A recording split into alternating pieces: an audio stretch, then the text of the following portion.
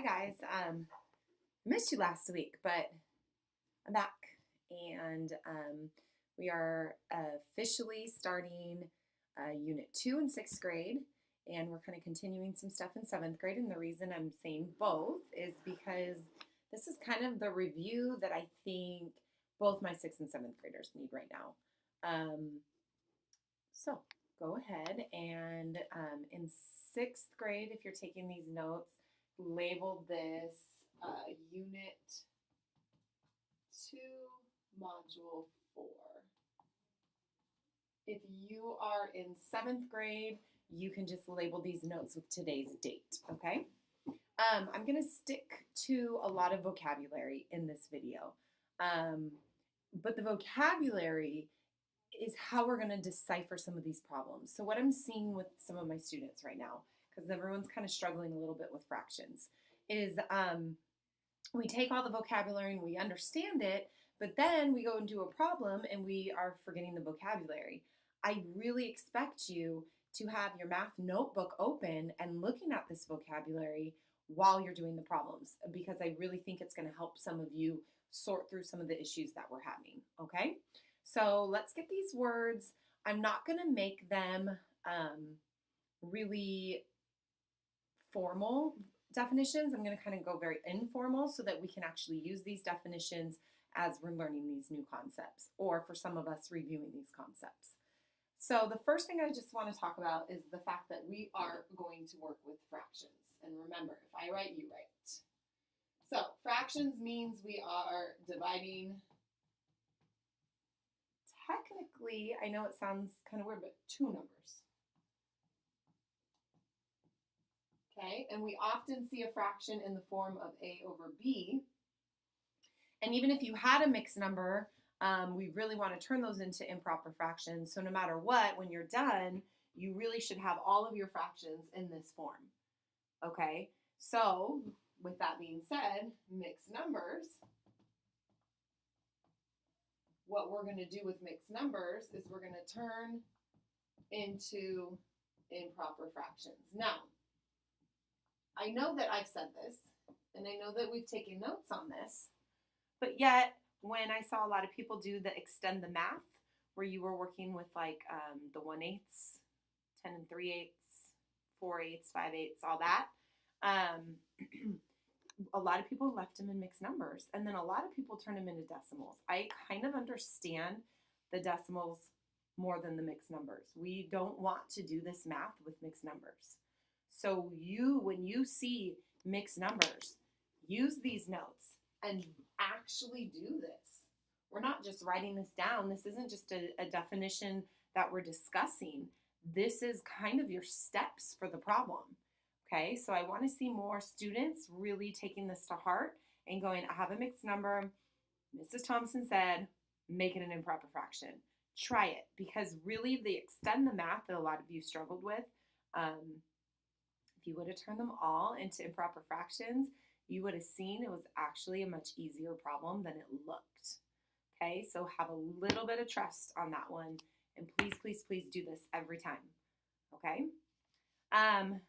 So let's talk about, since we're on the subject of fractions, and I'm going to erase the mixed numbers, so if you need to write that down, and you can pause it. Okay? But I want to just talk about in fractions. We have a numerator, and we have a denominator. And we're pretty familiar with those words. And we know that the numerator is on top and the denominator is at the bottom. I don't think I've had too many students not kind of come to me knowing that. But here's what maybe we didn't know before. The denominator in real life examples, and even in just regular fraction computation type problems, the denominator is how many pieces we divided something, and I'm going to say into or by. Okay, so if I have out of 8, if 8 is my denominator, that means, let's say I had a pizza, there's 8 pieces in a whole. Maybe I had just a piece of paper. I cut the paper into 8 pieces, or I divided the paper into 8 pieces. If you had a brownie, you had 8 brownies to start with. This is how many pieces we divided something into or divided something by. And that something is really a whole. Okay, so the denominator tells us that yes, we had one whole thing, but this is how many pieces we divided that whole thing into. The numerator tells us how many pieces we're working with.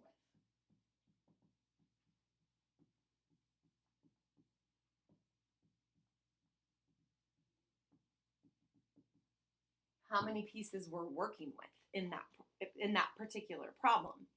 So let's just say I had 8 out of 9. That means whatever that whole thing was that I'm dividing, because it's a fraction and it's all coming back to division, is divided 9 different ways. And the number of pieces I'm working with in this problem are 8 of those 9 pieces. You have to know what the numerator and the denominator are. And for my 7th graders who are reviewing, when we did that fraction poster, a lot of you didn't even draw a picture to really represent this. And those of you that are going to do a fraction poster this week, this is the most important information that you need to really make sense out of your fraction. I think so many times we see this fraction and we're stuck on the fact that it's 8/9. And that sounds crazy and that sounds like a really hard number, but you can't think of it like that. You need to think of a fraction in 2 completely separate parts. And this is the information that you need. So you need to make sure you write this down because I'm about to erase it and then I want to show you something. Now, because I'm using this as my example, I'm going to erase this too, okay? You cannot use 8/9 or 9/8 as your example, okay? So don't let me see any of your fraction posters now with my 8/9 and my 9/8. So here's what I'm going to show you. I'm going to use exactly what I just talked about.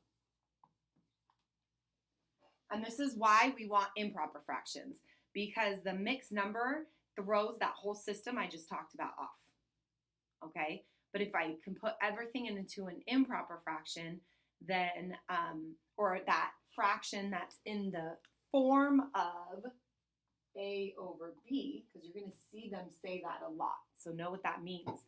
So if it's in this form, these two are both in that form. The mixed numbers just aren't, so it doesn't work, okay? So in this example, I have a pizza that is cut into 8 pieces, okay? Of course, I'm not going to do this very well. 1, 2, 3, 4. Pretend these are very even. My drawings are never good. Pretend they're even, okay? So that pizza is cut into 8 pieces. And, oh, yeah. You know what? Well, for the sake of this, I'm going to do it this way too. This pizza is cut into 9 pieces, which for the sake of time, I'm not going to draw that. But on your fraction poster, I expect you to take the time to draw that if this is something that you were choosing, okay? Now, on this side, how many pieces did we eat, or are we talking about? 9 out of 8. So what does that tell us? Think about it. That tells us we ate all of this whole pizza, the whole thing, 8 slices. Okay, they're all gone. And we still have one more slice to eat, which means we have to move on to the next pizza that's still divided into 8 pieces. And now we ate a 9th piece. Okay? And if you do the math, so take a calculator, do 9 divided by 8 right now. Pause the video, do 9 divided by 8. I'm going to do the same thing. So, hopefully you paused, and 9 divided by 8 is 1.125. 1.125. Which means we ate a whole pizza and 0.125 of this pizza. Okay? So we're still using that concept. This number tells us how many pieces we're working with. This number tells us how many pieces the pizza or whatever it is divided into. And if this number's bigger, we went over our 1. Okay? Here, we have a pizza that has 9 pieces and we only ate 8 of them. Which, how many pieces are left over? 1 out of those 9 pieces did not get eaten. Okay? So if you really think of separating your fractions into 2 completely different concepts, 2 completely different different parts of the situation, then I think that you're going to have an easier time making sense out of fractions, at least in a real world way. Okay? So those of you that have not made the poster, those of you who have, you're done with the video. You can turn me off because I'm just about to explain the poster. Okay, so anyone who's still watching, so for the poster, what I want you to do is, and I say poster because that's how we did it in class. If you don't have poster paper at home, you can do this on just an 8.5 by 11. You could even do this on the computer if you wanted to find the pictures that match your improper fraction. So what you're going to do is you're going to take an improper fraction. Okay, so just pick an improper fraction, maybe 12 over 7. Okay, and you are going to show that improper fraction as a decimal. And you are going to show it as a picture. Of course, well, I say of course, but I don't know. You guys are very creative, so maybe this isn't of course. But I do feel like circle examples, pizza, cookies, pies, cakes, things like that are a little bit easier to make that division work. I mean, look, I even have like fraction pieces. They're always in circles because it's kind of the easiest way. So you could do that, but you do not have to stick with circles, okay? But you're going to draw a picture, and it's going to represent this improper fraction. Now, because it's an improper fraction, we don't have just one pizza. We have multiple. Or one cookie, we have multiple. Okay? I would love if you could, and this is extra, so if you're feeling like this is enough, you don't have to do this part. But if you could, start with a mixed number.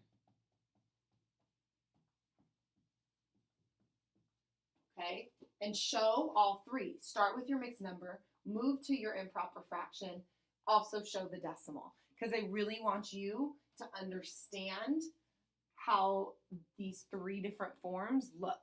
And then you're definitely drawing a picture and you are creating a word problem. Keep it simple, but you are creating a word problem. Think of something you would put in a math book. Okay, so let me recap one more time. It would be nice to start with a mixed number, turn it into an improper fraction, turn it into a decimal, show all 3 numbers on your poster, write a word problem, and then draw a picture that doesn't just go with the word problem, but also represents the fraction. And that's what I saw with my 7th graders, is they drew these pictures, but they forgot to make the picture actually represent the fraction. Okay?